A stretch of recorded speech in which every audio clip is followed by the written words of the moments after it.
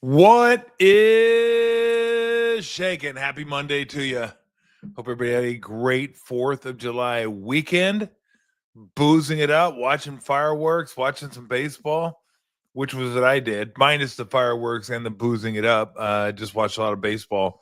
I mean, of course, I had some beers, but I wouldn't call it boozing it up. I love how we just take other holidays and make it a booze fest. July 4th booze fest. That's ours. That's ours. We said, you know what? We need an Irish one. Let's get St. Patrick's Day. Let's booze it up. Cinco de Mayo. Let's booze it up. Like, how come we don't have? I'm surprised. Those are the only two that we really have that are national holidays. Like, we don't have a Russian one. We don't have like, why don't we have one for Japan? Like Japan they got to have like a Japanese independence holiday or something like that. Something. I mean, it doesn't even have to be independence. I mean, Cinco de Mayo isn't. But just like, hey, how do we crush? We got a bunch of Asahis want to offload. We need a holiday to get rid of some of these things. Why don't we do that? I guess Russia makes sense. I don't even have a beer. Like, you gotta have a beer. Like, Germany could make sense, but the whole German. But Ireland doesn't even really make sense. Like, why don't we just say, hey, let's hey, St. Patty, come on over, let's have a holiday. Guinness had to be involved in that somehow, didn't they? Like the whole popularization of St. Patrick's Day, like the whole Guinness thing. And I'm thinking the Mexican beer conglomerate, like Corona and Pacific, all those, they had to be involved in pushing Cinco de Mayo. They had to. I mean, because what do you do? What do you think of when you think of St. Patty's Day? You don't think of some dude with a flute leading rats out of a town. You think of Guinness and beer. And Cinco de Mayo, you think of beer. Oh, yeah, and Mexican food. Like, hey, let's go get some Mexican food, drink some beer. 4th of July, what do you think of? Independence. Yeah, you have to thank all the soldiers, thank them for their service. And man, where would we be without them? Oh, yeah, and let's drink. Let's crush some alcohol. That's what you do. That's what you do. so, I'm surprised. I'm just surprised we don't have more. Right? Is all I'm saying. We got Mexico. We got Ireland. There's got to be others out there. Although when you think of beer, where you got like Amsterdam,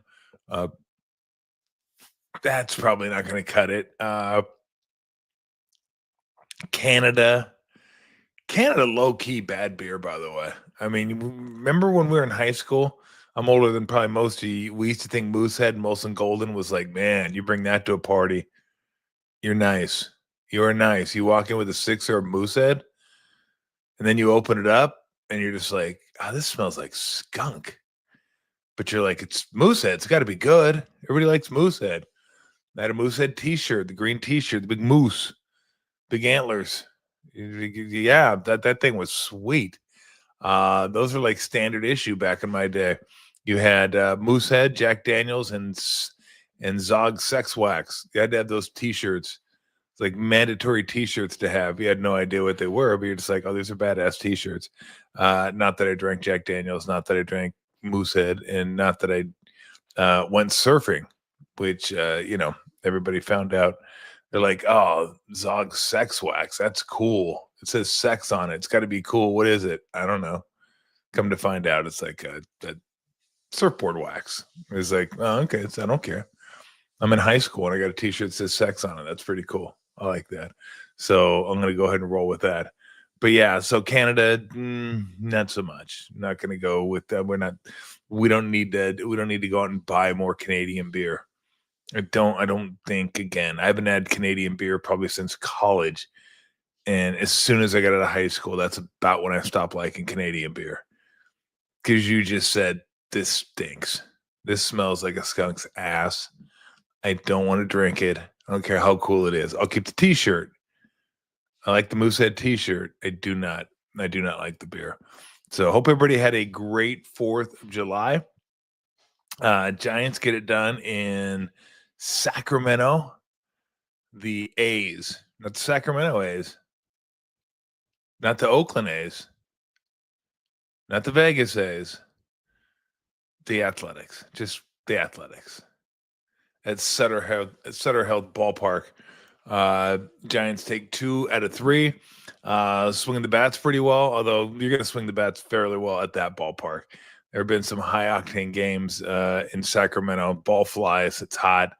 Not a huge ballpark, so let's see how they do this week against Phils. And Phils are a legit team, and the A's aren't. A's haven't been a legit team for quite some time, but Phillies are a legitimate team, and we'll see if Adames can keep it rolling. We'll see if Chapman can get it going again.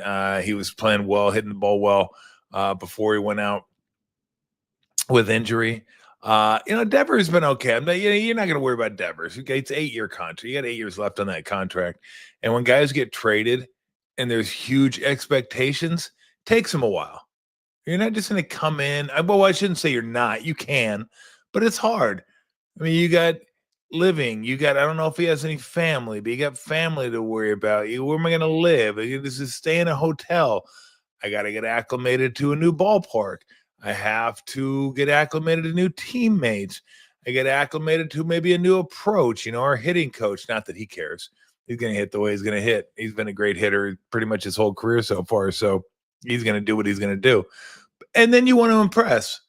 I mean, they make a big trade for you. You want to come over and you want to get it done. And you want to get it done now, if not sooner than now. So I wouldn't worry about him. Still like the lineup. When I was watching, again, I watch all the games, but the swings I saw, Jung-Hoo Lee looks better than he has when he was, he had a long scuffle. And I still believe he can be a piece of the lineup that can help them. But it's still, is it a dominant lineup? No, but pretty good lineup. I mean, you could do a lot worse than Ramos and Devers and Chapman and Lee and Wilmer. They got some guys, and they got some guys. I don't know if Matos is ever going to be a guy.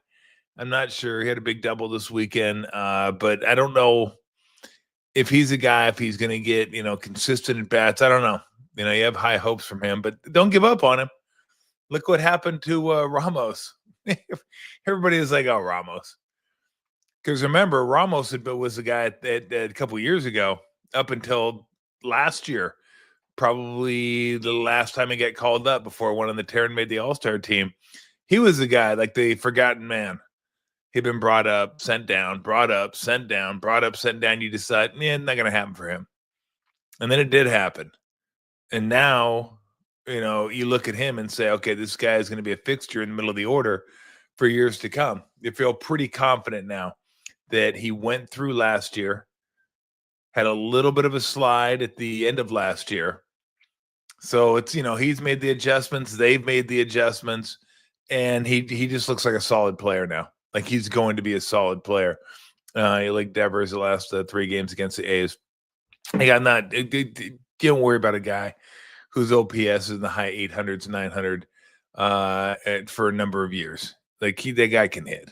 The guy, he can just flat rake. So you're not worried about that. And when you judge him by hitting, not by fielding, because he doesn't field. And when he does field, he's not even a plus when he fields. And so, hold on 1 second, Lulu.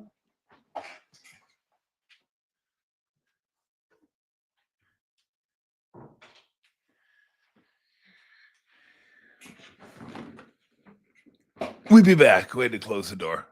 We had to keep the door open. I don't know if I said anything to start the show, but I told Max and Ogden, I go, there's no way nothing's happening during this show. It's just me and Camila that are home.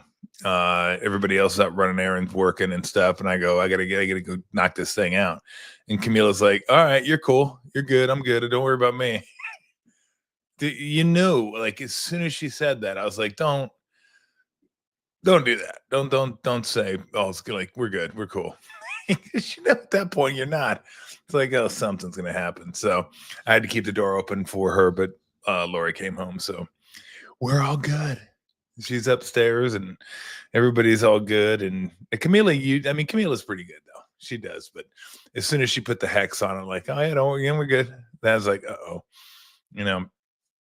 Hey, look at the numbers right there. He's solid. Ramos is solid.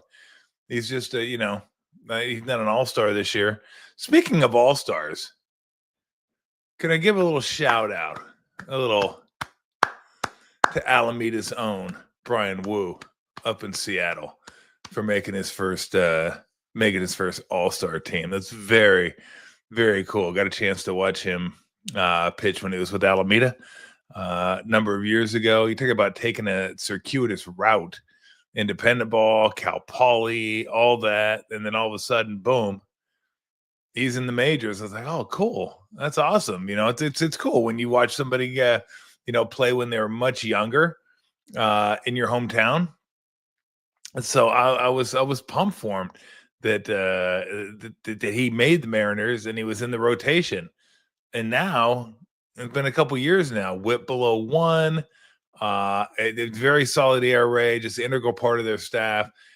Been healthy, so congratulations to Brian Wu. That's super, super cool that he's going to be on the All-Star team. Hopefully, he'll get a chance to pitch. But yeah, I was pretty pumped up for him and his family. Really nice family too. Really, really cool people. So good for him. Congratulations to Brian Wu for making the All-Star team.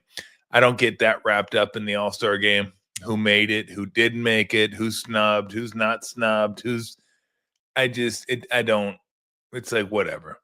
Any All-Star game that has to, and I still think they do this, correct me if I'm wrong. I care, I still like the game. I just don't care that much who's in it. They don't usually screw it up that much, so it's not that big a deal. I know Soto didn't make it. Devers didn't make it. A couple other guys didn't make it. I was like, well, who cares? I saw a couple Tigers were in the outfield. That was cool because they're one of the best teams in baseball. And I'm all about winning. If you win, you should have multiple players on the team, period. If you don't, you shouldn't. I don't care how good your players are doing. If your players are doing so good, then you wouldn't be in last place, so you wouldn't be 7 games out or whatever the case may be. So, but I'll watch the game. I like the game, but I don't know. Do they still need? I still think they need one person representing each team. I believe they still have that stipulation. And if they do have that, then why do I really care? That was one of my favorites when the game counted. The game counts. We're going to use this to determine home field in for the World Series. Oh, and we're still going to have one player per team. Like, what are we doing here? What are we doing? Yeah, there you go. Logan Webb, Robbie Ray, Randy Rodriguez made the All-Star teams. Very, very cool. Very deserving. Logan Webb, there's a great article on Logan Webb in The Athletic. If you have The Athletic, you haven't read it, I suggest you do so. Talks about his cutter being one of his most important pitches, although it's not a very effective pitch, which I found very interesting. And just, the bulldog mentality that he has, his numbers this year, his Ks are way up, his efficiency is up, and he's still pitching an ass load of innings. So you're getting the best of both worlds now. You're getting the super efficient and effective Logan Webb and kind of the power pitcher Logan Webb all wrapped into one. I remember we had Logan Webb on one time and I said, God, I really love watching you pitch. I love, you're like a pitcher. It's not like you're trying to blow guys away all the time and accumulate a bunch of strikeouts. You're pitching. He goes, well, I'd like to. I try to. That's all. He's trying to throw it hard. It just wasn't like he's not one of those guys that's going to ring the bell at 97, 98. But God, he just keeps getting better. Like he's really, really good. And you feel like every single time he takes the ball, he's going to get a win. I mean, it's starting to feel like it felt, when Lincecum took the ball or Kane took the ball. Although the only thing that was certain about when Kane took the ball is the Giants would score 2 runs or less. That's the only thing. Now, could Kane hold him to 1 or less? That's what you had to stay tuned to find out. Bumgarner, you felt like when he was rolling, the Giants are going to win. That's how I feel about Logan Webb. He gets the ball, he's going to win. Period. Would you love to have a guy that can punch out, 10, 11, 12 guys a game? Yeah, absolutely. But he's still, look at that. Do we know how many innings does he have?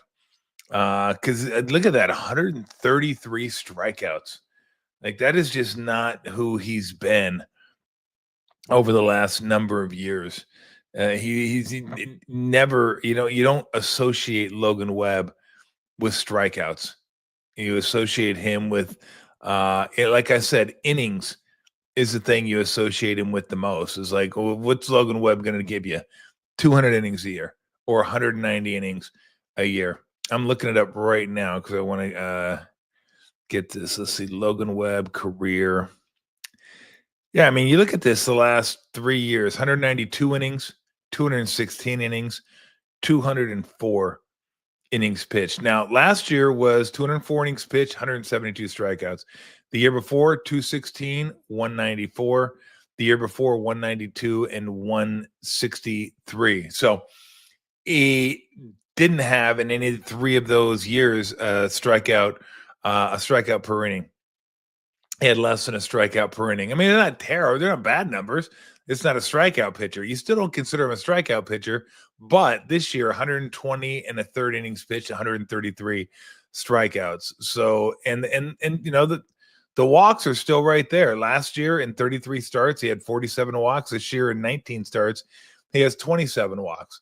So right on pace where he's generally going to be in the mid 30s to, mid to high 40s in terms of, walks, which is maybe a walk and a half a game, which is fantastic. So he's just turned into one of the best, most consistent pitchers in the game, and with not that much flash. And there's nothing wrong with that.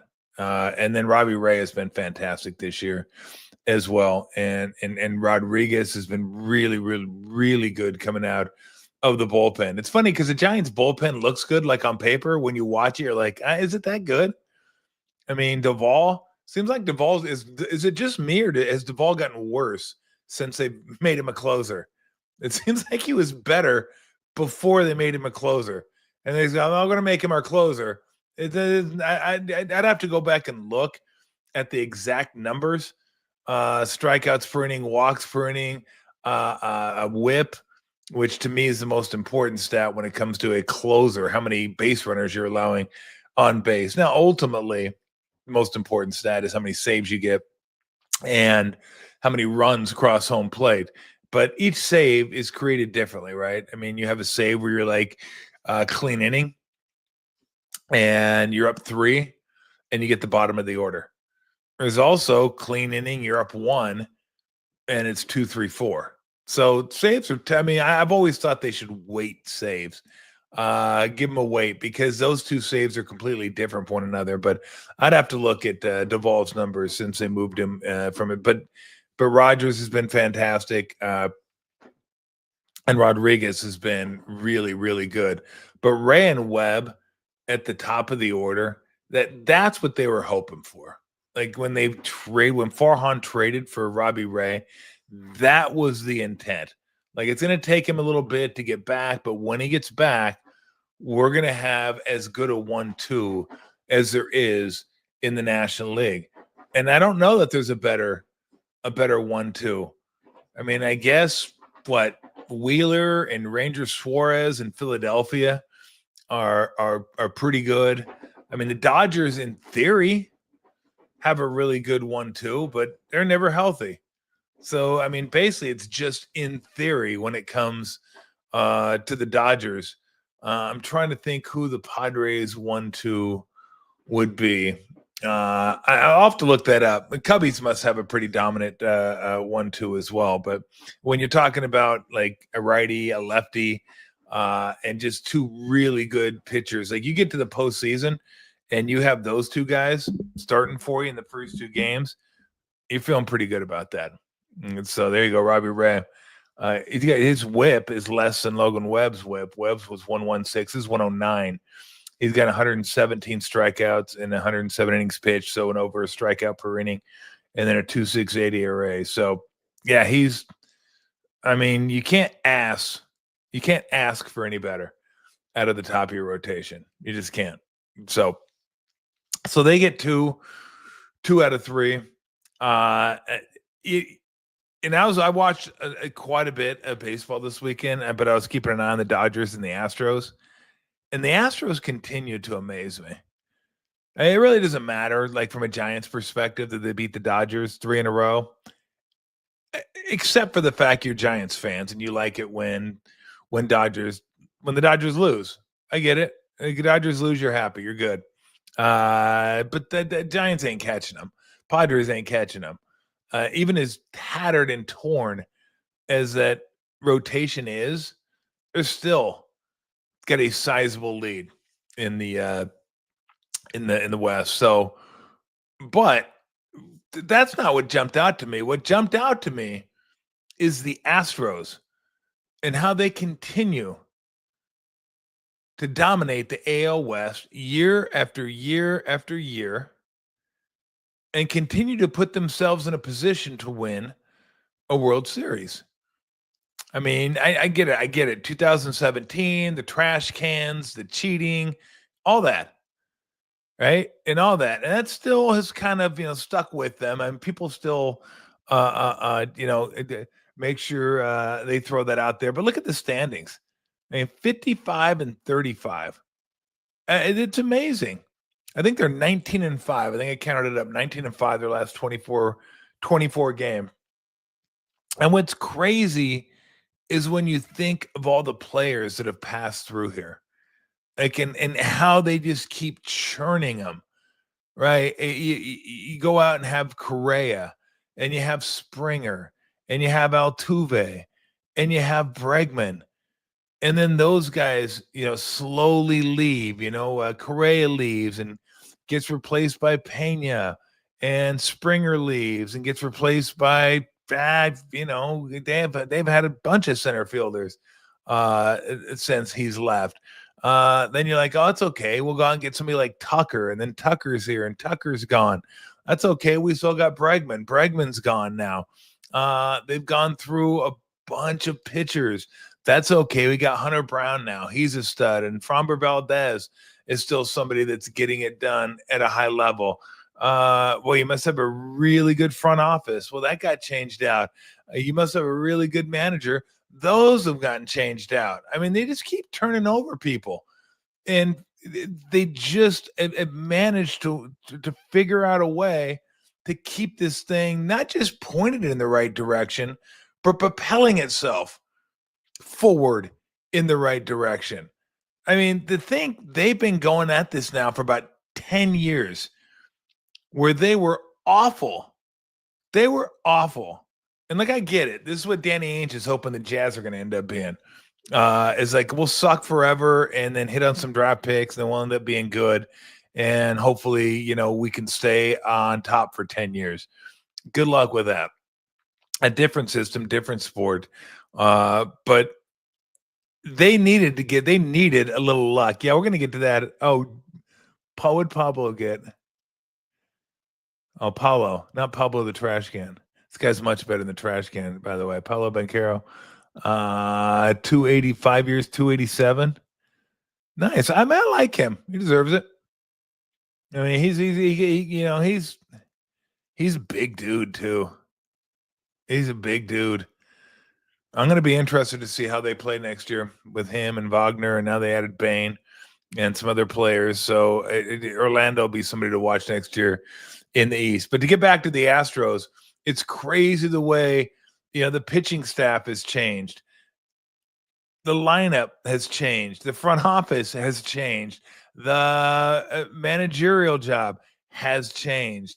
I mean, they've gone from analytics / cheating to, hey, we need someone to take this over that has some credibility, that's kind of old school. Dusty Baker comes in. World Series, bang. Okay, let's go get another kind of analytics young guy. Boom. And they just keep rolling. I mean, now they're big guys, that they have. They still got Altuve, who's absolutely just, a stud. Alvarez, who's been out, he's not even in the lineup. Like, and this is like he's like their big dude.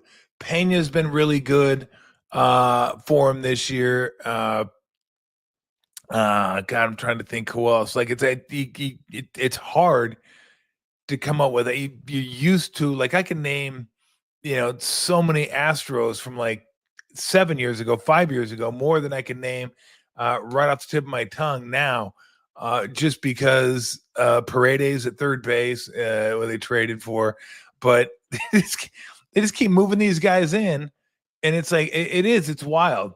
Yeah, pop that up for me a little bit. I mean, Altuve, Christian Walker from Arizona. That's right, they got him. But they're just like, yeah, we'll just keep Yanir Diaz. They just keep rotating through, and I love the fact that Altuve is like the last man standing there, the last little man standing, because he was there. I believe he was on the team when Matt Cain pitched the perfect game against the Astros, although I'm not sure he was in the lineup that night. That was not a good lineup. That was one of those vintage bad Astro teams back in the day. And they're certainly, why would they hold on to Altuve? Held on to Altuve, and he's like the last guy there. I mean, he's seen it all. He's seen the horrific. He's seen the cheating. He's seen everything. And he's seen the rebound and the different players come and go. And yet he's managed to get there and or stay there. And the fact they got Pedro Alvarez that was one of the Dodgers' biggest missteps. And they don't have a lot of them. But when they traded, I want to say it was Springer, the reliever. The Dodgers needed a reliever, and they traded Springer from Houston to the Dodgers for Alvarez, who was an outfielder. Oof. Can you imagine Alvarez with the Dodgers right now? I mean, this is a trade that happened a while ago, so it's not like all these things would have happened and everything is still going to be the same. But I just think, man, can you? Yeah, let's go. Tani, Betts, Smith, Freeman, Alvarez. Like it's just like silly to think, but man, yeah, that was one that you'd like a do-over for. You would not like to do that trade all over again, although it's worked out okay for the Dodgers. Giants lineup tonight against the Phillies: Ramos, Devers, Adames, Chapman, Flores, Schmidt's back, nice. Jung-Hoo Lee, Matos, good deal. So Mato starting in right, which leads me to believe is Ranger Suarez pitching tonight for the. I haven't looked at starters tonight. Is Suarez starting tonight for the Sanchez? Okay, I wanted to figure kind of Sanchez starting for the Phillies tonight. Yeah, he's been. That's the thing when you think about Philadelphia, like you think about a team that's like going to be stacked, right? Stacked as far as hitting, and they are, but they're still the pitching. Like Sanchez has been fantastic. Suarez has been fantastic. You got Wheeler. Who's your ace? Nola hasn't been. Nola's struggled. He's scuffled a little bit this year, but still, it's a very, very formidable lineup when it's right. You got Trey Turner, and you got may the Schwarbs be with you, and Bryce Harper, and I mean Baum wasn't it. Baum not having the season that he did, or Bohm not having the season he did last year. Castellanos is, he's formidable guy too. So I mean, they have a lineup that, in theory, can hurt you and has some big dudes in it. So this is going to be a test. This will be a test for the Giants tonight, and Roop with that curveball that sometimes looks like it kind of goes into the left hand. They going into hope it doesn't go too far into the bats of Harper and Schwarber, because especially Schwarber, man. And then Harper likes to hit here too. He's hit some rockets against now Angels reliever Hunter Strickland. So yes, that's right, playing his trade for the Anaheim Angels of Los Angeles of Anaheim of Angels. So tough 3 on the chin by the Halos this weekend. 3 1-run losses to the Blue Jays, but Joe Adell. How about that, Joe Adell? So now I just wanted to say how just impressive the Astros are. Just super impressive. And they're like kind of everybody focusing on the Dodgers, and rightfully so, and the Yankees because they're the Bombers, and they have Aaron Judge. And Fried's having a really good year for him this year. If they had Garrett Cole, that would be something. They don't, but if they did, of course. But I mean, they're just, the Astros are kind of still a little bit under the radar, except when it comes down to playoff time. When it comes down to playoff time, you're like, oh, damn, that's right. You still got to beat these dudes. You still got to beat them. I mean, it's going to be fun to watch. Hopefully, for some reason, I like seeing the Tigers back being good. I mean, I have no affinity for the Tigers, and no affiliation other than the fact I like the old ED. But it'd be cool to see them back, maybe because they were good when I was growing up. But Scooble is like, he's the best pitcher in baseball. He's awesome. And to watch him on the big stage would be a lot of fun. So I would enjoy that. But it's been a fun year so far. I mean, some of the teams you'd like to see be good, the Cubbies. The Cubbies are coming, tra la la la. So the Cubs being back in it, it's going to be fun. The Braves have been a mess this year. They just have not been able to get it going. Strider and Acuna are out early, and they're actually playing. Strider's been fine. Acuna's been on fire, and they stink. They lost 2 out of 3 to the Angels and got swept by the Orioles. I mean, you know how disappointing the Braves are? They just got swept by the team at home that's actually more disappointing than they are. They lost the disappointment series this weekend. Like, hey, at least we got the Orioles coming to town. We should be able to get back on track. No, not at all. And in 2 of those games, I think you totaled 3 runs. He lost the other one in extras in 9-6. But there you go. You get the Cubs, the Brewers. The Brewers are another team. Like, whatever they do, you got to give it to them. It is incredible.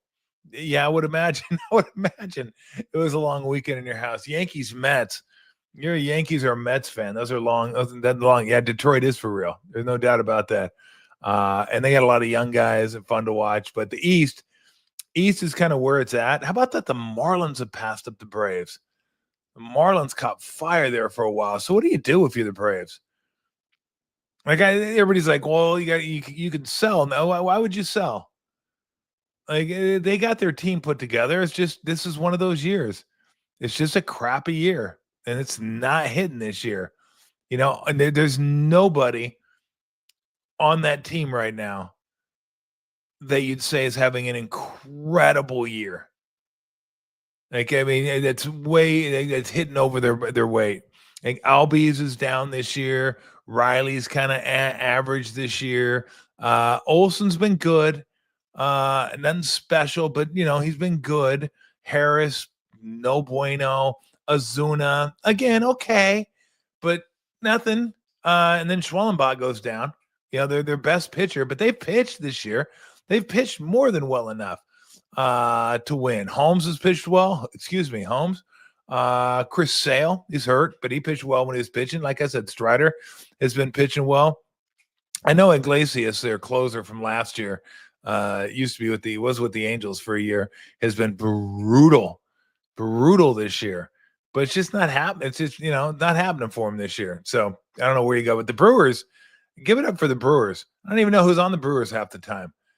But Brewers are always find themselves in the mix. So it's going to be competitive for the wild card. It's going to be right now, Padres and Giants and Brewers and Cardinals and Phillies, Mets, whoever doesn't win that division, I thought that would for sure be a 3-team. Whoever wins the division's in, and then 2 wild cards. But that looks like it's a 2-team division now with the Braves. Every time I think the Braves are going to get just about ready to get it going, they don't. So it's just, sometimes you get that feeling halfway through a year that, like, man, this isn't going to happen. This isn't your year. And so, anywho, I did want to get to the basketball because we did have a trade. We had a trade today that made, I guess, a little bit of sense. Norman Powell went from the Clippers to the Heat. John Collins went from the Jazz to the Clippers. And then Kevin Love and Kyle Anderson went from the Heat to the Jazz. And I think they get 2 number 2s too, don't they? 1 number 2, Utah. So, Clippers get bigger, but they get less explosive. I couldn't believe. Did I read right? Collins is 27, 28. Like, I'm like, what? Like, really? It seems like John Collins has been in the league for 15 years. It really does. Like, it seems like he played with the Hawks 10 years ago. And what is that? I can't read it. There we go. Yeah, 27. It's like, when I read that today, I was like, it's what? He's only 27? Like it just seems like he's been in the league forever. That's what happens when guys come in when they're 18 years old. They stay forever, and they're not even halfway through their career. So, I mean, look, Norman Powell had an incredible year. Had an incredible year for the Clippers. So they're going to lose that punch, whether it be starting or off the bench. And it was nice to have him too, because that's a little bit of insurance if Kawhi goes down or if Harden goes down. You can have him step in and he can give you those 20 points. And if they're both playing, cool. Put him in there with him. You're good to go. I know what they were doing. They're trying to get a little bit bigger, a little more athletic up front. They already got Lopez. So you got Lopez to back up Zubats. And now you got Collins to play at 4. Now, for those of you that don't remember Collins, I won't hold it against you because he played the witness protection program known as the Utah Jazz for the last few years. And like nobody watches the Jazz. Why would you watch the Jazz? Danny Ainge doesn't even want to watch the Jazz, and he's the president of the Jazz. It's clear he hates the team. He doesn't want to be I shouldn't say doesn't want to be a part of it, doesn't want to watch it. Just wake him when they get the number 1 pick. Okay? So we'll get to them in a minute. So John Collins was in Utah. So you probably remember him last catching lobs from Trae Young. He's a guy that can shoot the 3. He's really athletic, a great lob threat. I don't remember him as much of a defender. And there was always something odd about him. Like I liked him as a player, but it never translated to wins. And maybe now it will. Now that he's with a team that has some really good players. And look, the Clippers are deep. And they can play defense. They have enough guys that can play defense that even if Collins isn't a great defender, then that won't be an issue. So I think I like the trade. And look, both of them are due for extensions next summer. So both of them are coming up end of their contract after this year. So it's not like one guy's 3 years, one guy's they're both next year. So I can see what the Heat are doing. The Heat, basically Anderson and Love for a guy that can get you 20 points a game. Oh, from Greece. Cheers. Cheers from Greece. I have no idea how to say cheers in Greece. Or hello in Greece, or pretty much anything in Greece. Although I did watch 300 this past weekend, but that didn't really help. I didn't pick up any words. But it was a good movie. Great abs too, and those guys had, the killer abs. Are you kidding me? Well, had to be painted on, didn't they? I mean, can you work out enough to get abs like that? I wouldn't know. But still, 300 is one of those movies. Anytime you like scroll by it, you're stopping. You're like, oh, well, yeah, I'm gonna watch the rest of 300. So yeah, I mean, they gave away. Kyle Anderson's a guy I like. Really smart, understands the game. I think a guy you want on your team. It's just a team guy, understands how to play, understands his role, and can fill a bunch of different roles as well. Knows how to play defense, can pass, facilitate the offense. Like I like Kyle Anderson. Kevin Love wasn't playing much, and it didn't look like he's going to play much. It wouldn't surprise me if he doesn't spend a day in Salt Lake City. They cut him before he ever gets to Salt Lake City. So they said, hey, we're giving up a role player and a guy that doesn't play for a guy can get his 20 points. Yeah, sounds good. How much does it help him? I mean, anytime you can get a guy and get you 20, it's going to help you. They got to work on Tyler Hero extension. So, right now it's kind of Bam Adebayo, Hero, and Powell, and then Wiggins. So what does that get you? I don't know. I mean, it gets you behind a whole bunch of teams in the East. Probably make the playoffs though with that team. You got Spolster as your coach, so a minimum play-in, but maybe playoff. So, and again, the Clippers, I can see what they're doing, trying to get a little bigger, athletic on the front line, and feel like we have enough scoring and we have enough depth on the wing. Will they? Don't know. Will Powell continue to rise? I mean, that's the best year I've ever seen him have. He was fantastic last year. And I've always liked him, but he just continues to get better and better and better, even at age, I think I want to say it was 32 last year, 31, 32. So probably works okay for both teams. I like it best for Miami. I think it's okay for the Clippers. I mean, may come back to bite them, but I think it was a decent move. And then the Jazz. I mean, how do you charge people for tickets? How do you look them in the face or call them on the phone and say, would you like to renew for 25, 26? I'd be like, well, how about you just eat my ass? Okay. I mean, at least do something that lets me know you're trying to get better in the short term. I understand what you're working at, what angle you're like, hey, let's get as many lottery balls as we can in the hopper and see if we can hit gold. We thought maybe this year Cooper Flag would be it. Cooper Flag wasn't it. So what if you don't hit again next year? Do you say, it's time to get rid of marketing? Yeah, who else can we get rid of? They already got rid of Sexton this year.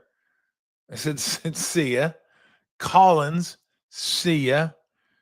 Clarkson, I'm not a fan of anyway, so that didn't bother me. But he can be a useful NBA player and could have been useful to help them win games, but they don't want to win games. So why keep him around? Like, why keep him around? You didn't want to keep him around. Anybody that can help you win games that's a little bit older, there's no sense keeping those guys, like at all. It's going to be all about the young guys this year, which would be fine if you let the young guys play. I mean, you have guys that are 24 and 25 resting.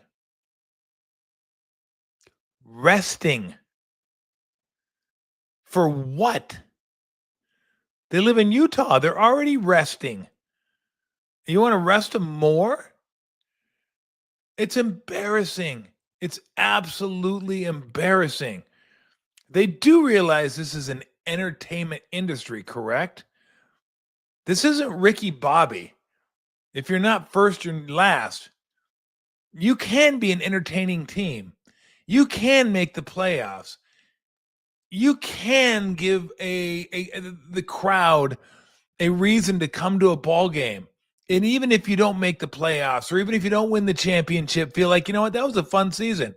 I enjoyed going to that season. That I enjoyed going to games that year. That was fun. They played an entertaining brand of basketball. Cool.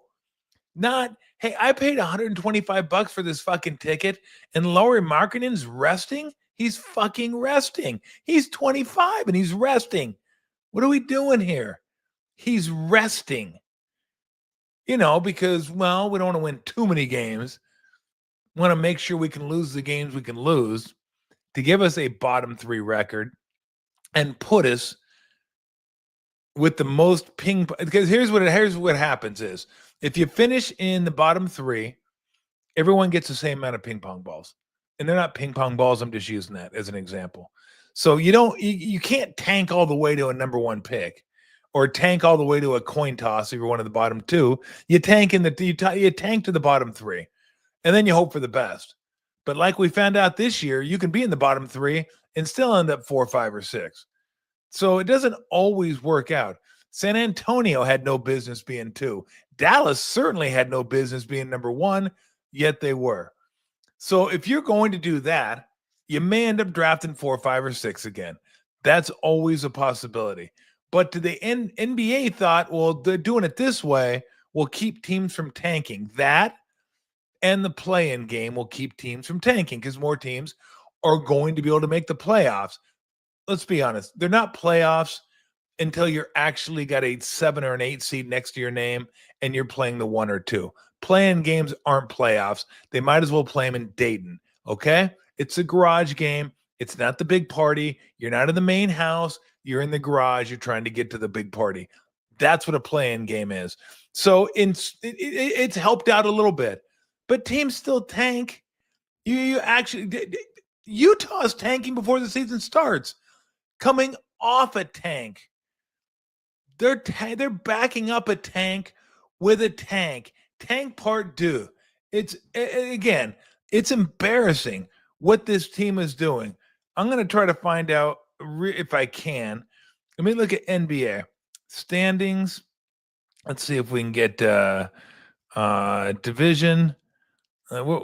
Utah. What is Utah? Oh, look at Utah. Utah was Dallas, Spurs, Pelicans. Where you at, Utah? There you are, 17 and 65. Player stats: John Collins, who also rested last year extensively, 40 games. Lauri Markkanen, who is, let me check. Okay, he was 27 last year, so a little 2 years older than I thought. He played in a robust 47 games. Keontae George, 21, getting up there, 21 years of age.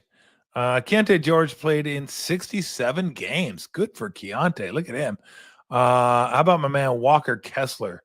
Walker Kessler, all of 23 years of age, 58 games last year.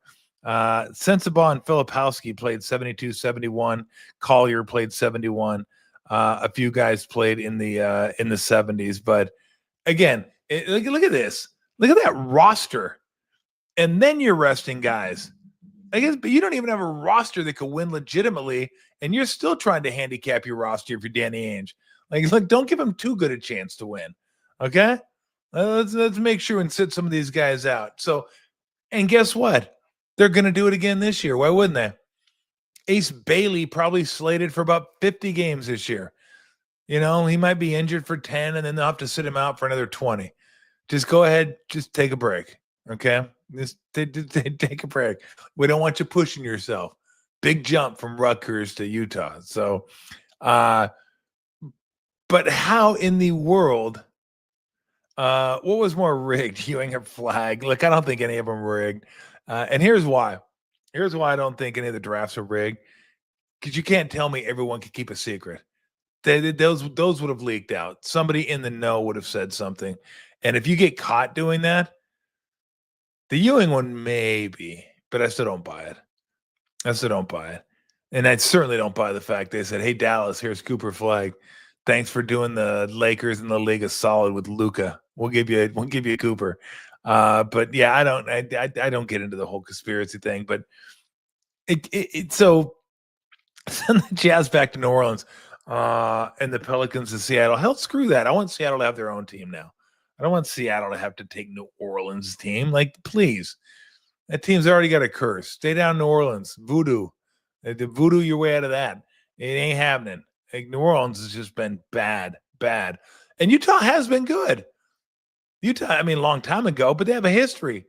Karl Malone, John Stockton, Jeff Hornacek, Sloan. These guys are all rolling over in their graves. Karl Malone's rolling over in his 18-wheeler right now. Like, you kidding me? Like, Utah actually kind of, I don't want to say stood for excellence, but they were the bar in the Western Conference for a number of years. And now they're just the bar, they're like the low end of the bar for ineptitude. And Ainge doesn't care. And I go back to, if you work for the Utah Jazz organization, you actually have to call people up and ask if you want to renew your tickets. How you phrase that? We're going to be young and exciting this year when we play. Come watch our guys rest. You'll get to know Lauri Markkanen's fashions, his fashion sense, what he likes to wear on a Thursday as opposed to a Tuesday. How his color coordinations work. Does he like corduroy? What will Lauri Markkanen be wearing for the 26th season? The 26th fashion season? Like, it just, how do you sell that when the playbook has already been established and Danny Ainge has no, I mean, what's the incentive to deviate? Like, you've stripped yourself of any useful parts. Like, not all of your useful parts. You still have some decent players, but you weren't making the playoffs anyway. So I get why they're doing this.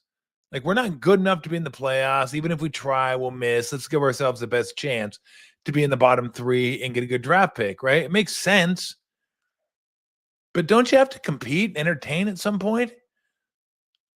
And if you're going to do that, do you send out a leaflet or a flyer to your fans and tell them, look, season tickets half off this year. You don't have to pay this year. Okay? Free concessions on Fridays. Free 2.8% beer on Tuesdays. Free something. I would say free gear, but who wants jazz gear? Who wants to sport jazz gear around town? Again, it's just absolutely, it's embarrassing. The Jazz are embarrassing. I mean, look at this guy, Walker Kessler. He's a good young player. Should be playing. Like, he should be playing a lot. He should be getting out there and learning how to play basketball. Just go ahead and take some time off. Take some time off. And again, is he hurt in some of those? I don't know. Maybe some, but come on.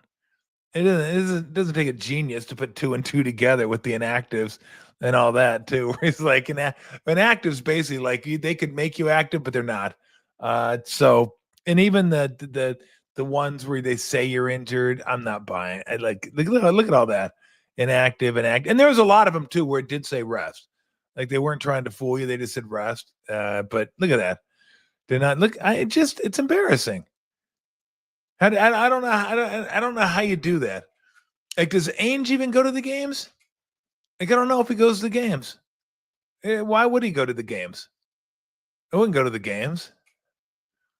But you built that. You constructed it. You should have to go to every single game for every single minute is what you should have to do. And if you charge full freight, then you ought to really be embarrassed. You just should. And I mean, you got to charge G League prices is what you should do. G League concession prices, G League parking, G League whatever. It's embarrassing. Absolutely embarrassing. And so he forgot his uniform is what it means. He forgot his uniform that many times throughout the course of the season. Sorry, coach. Forgot my uniform. It means he could dress. See, what happens is there's 15 guys that you can make active. And when it comes game time, is it 12 or 13? I think it's 12. Could be 13. I think it's 12. 12 guys are going to be active while 3 are inactive. Doesn't mean they're injured. They're just going to be inactive. So you have a pool of 15 players to choose from. 12 can be active, if that makes any sense. And so all 15 are healthy. Coach says, I want to pick these 12. The other 3 guys just dress in street clothes and watch the game. You're not going to be active. So that's basically what that means. 64 game season.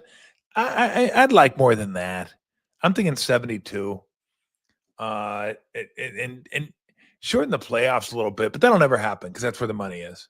Like, we're NBA's lengthening the playoffs. That's why we have play-in games. So of course they're not going to shorten the playoffs, but we don't need the first round to be 7 games. First round could be 5 games. That's totally fine, but it ain't going to happen. So I don't talk about it much because why talk about it? It's not going to happen. Again, because that's where most of the money comes from playoff inventory. So they want more playoff inventory, not less playoff inventory. If they could get to 72 games, I think that'd be great. I really do.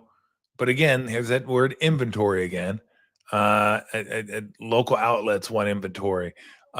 Teams that, they just paid $77 billion. NBC, ESPN, Who else?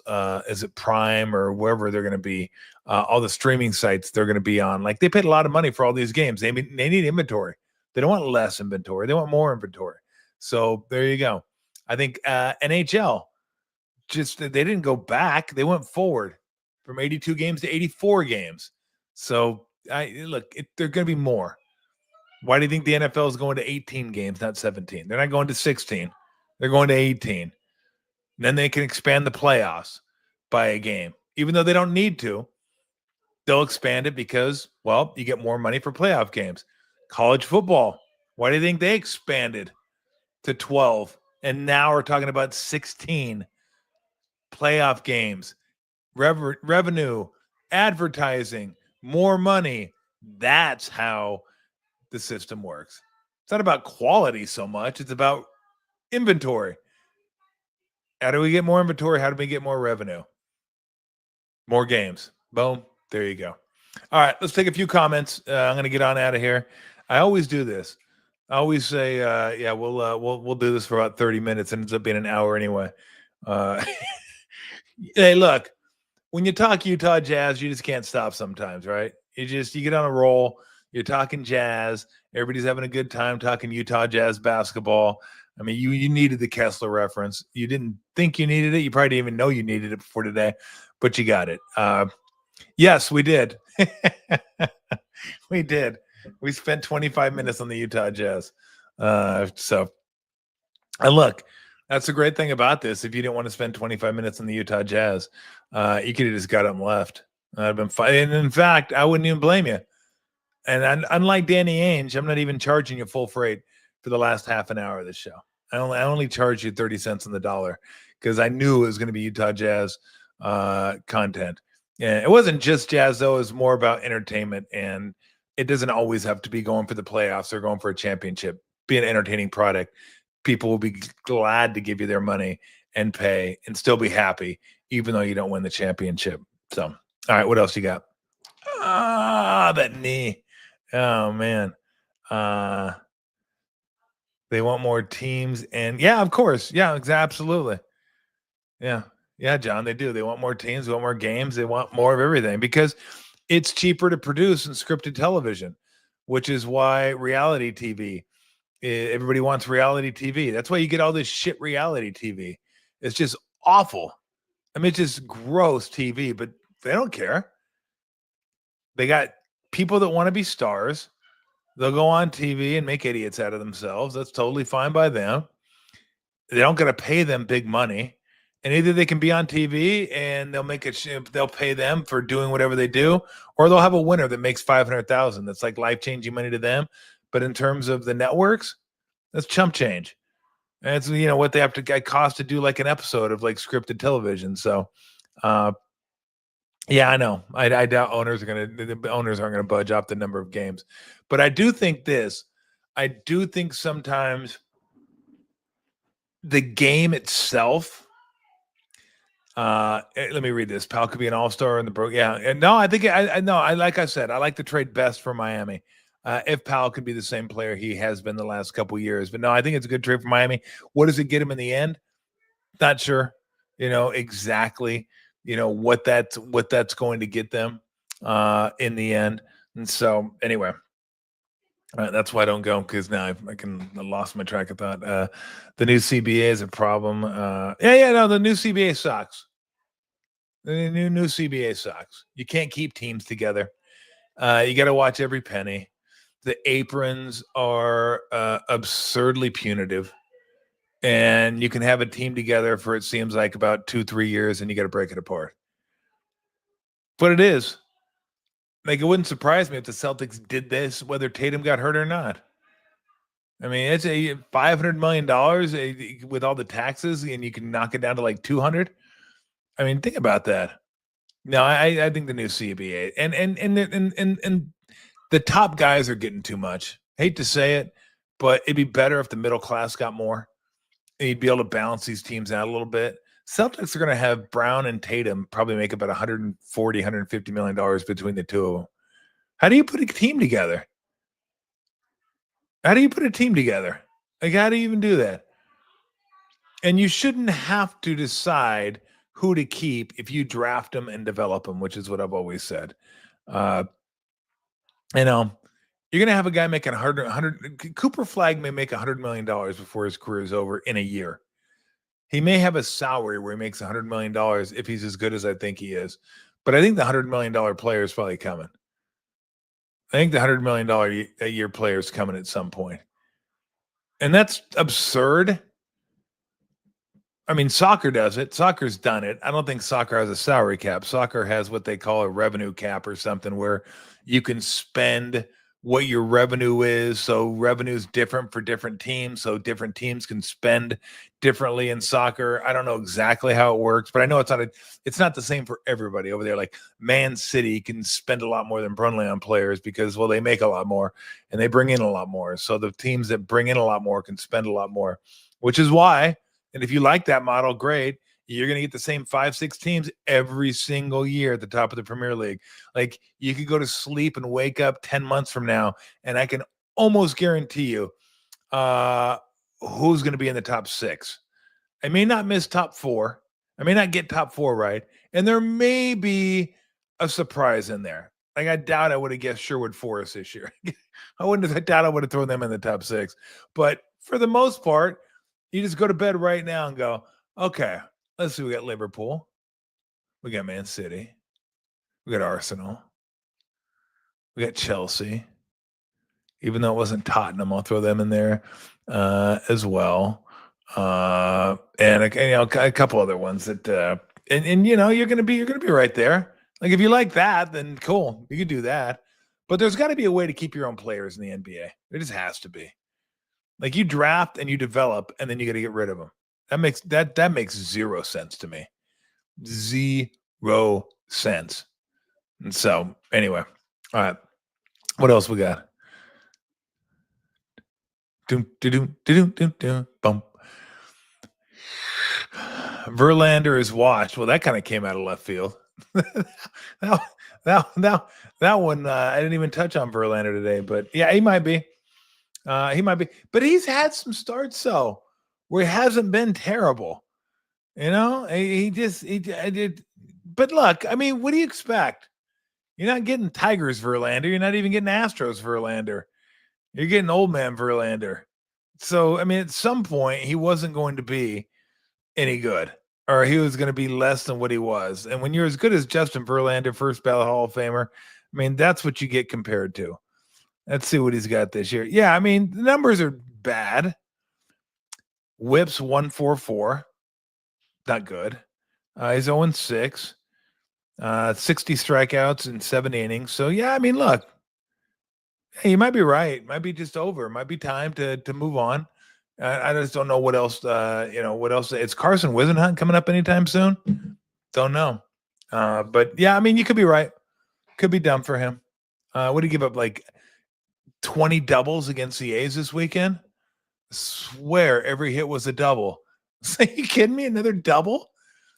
And another double. And another double. And another double bites of dust. Doom, doom, doom. See, NBA balanced playing field, baseball, baseball actually, believe it or not, Daniel, I looked this up probably like 6-7 years ago, and I haven't done it since. But if you go back over like 20 years of baseball, they had way more champions than the NBA, different champions, and they had way more champions, different champions than the NFL. So it's crazy. Because you think baseball has no cap, so they're going to have the same teams winning year after year after year after year. Not true. Not true. Basketball is the one that has the dynasties. Basketball is the one where the same teams keep winning and winning and winning. But not anymore. I don't think that's going to happen anymore. I mean, think about basketball, right? You had the Warriors, and then after the Warriors now, we've had a run of different champions, like over and over and over and over and over. It's just different champ after different champ after different champ.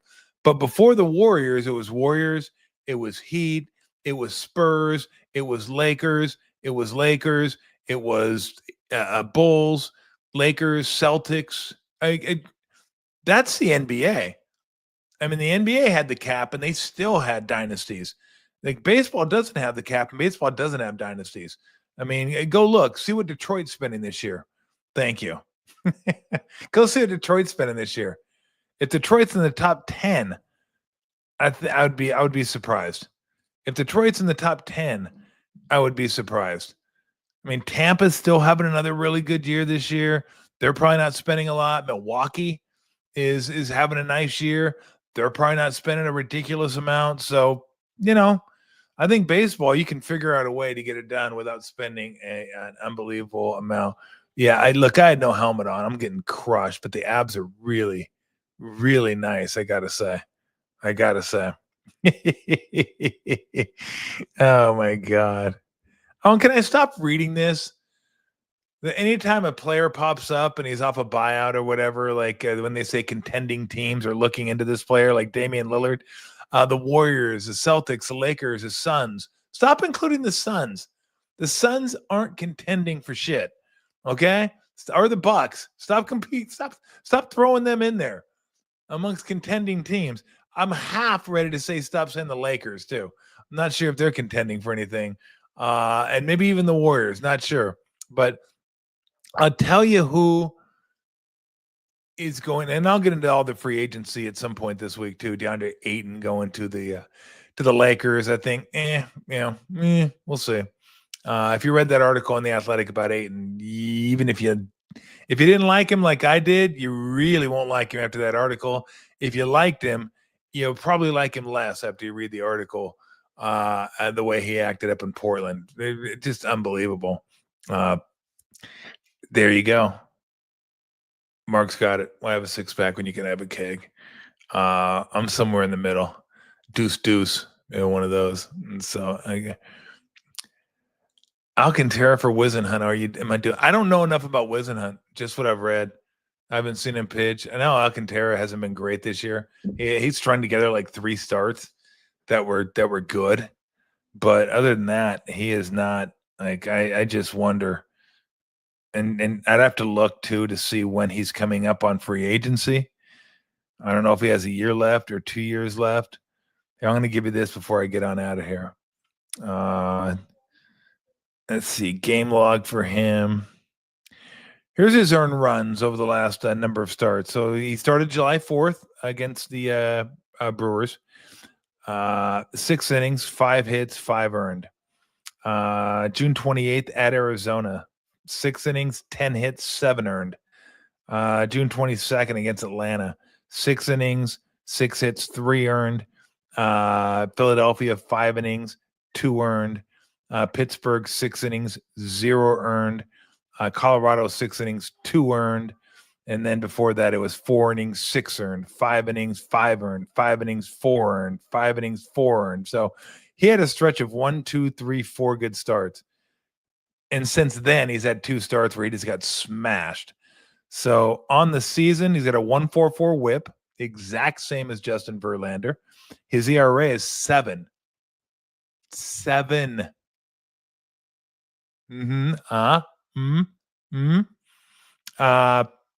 Strikeouts, 67 in 86 innings. Not impressive for a strikeout guy, supposed strikeout guy. You look, and he won the Cy Young 2022. 228 innings pitched, 207 strikeouts. The year before that, 205 innings pitched, 201 strikeouts. Last year was 184, 151. So the strikeouts per inning fell pretty drastically. His whip in 2021, 107. 2022, 0.98. Incredible. And over 228 innings. That's why he won the Cy Young Award. He was dominant that year. Last year, 121, getting closer to average. This year, 144, not good. So am I doing it? No. And I don't even have to look at Whisenhunt. I just looked at those numbers. No, I'm not doing it. I'm not, no. And so anyway, all right, we'll be back with you Wednesday. I think we're going to have Brent Jones, hopefully Wednesday. If not Wednesday, Friday. Talk to Brent about his recent induction into the 49ers Hall of Fame. Pumped for my guy going into the 49ers Hall of Fame. So that's going to be pretty cool. We'll get a chance to talk to him. And the plan is to have Brent join me Mondays during the football season. And so talk NFL football like we've done for years and years and years. He said he'll do it. He's ready to go. But again, it's all fluid. We'll see. But I'd love to have Brent join me and talk 49er football, NFL football. And I told you my buddy Bergie's going to join me on Sundays. So we'll do a Sunday show for you too. Now that one's going to be relatively short, like a hopefully quick recap of all the games on a Sunday. Because then if you hooligans have anything to do about it, it'll end up being like a 3-hour show. And last I checked, my last name ain't Kruger, so I ain't doing that. So we'll do Sundays and we'll do Mondays, and we're going to do a lot of football. But Brent Jones will join us this week, I believe, and we'll talk about what's going on during the off season. Maybe you get a little fantasy football advice from Brent Jones. Maybe he's already looking over his draft order, who he wants to take in the first round. Where do you get Christian McCaffrey? Do you take him in the middle of the first?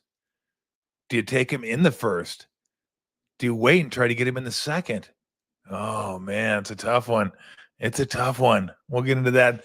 But I want to talk to him about his being inducted into the 49er Hall of Fame. It's been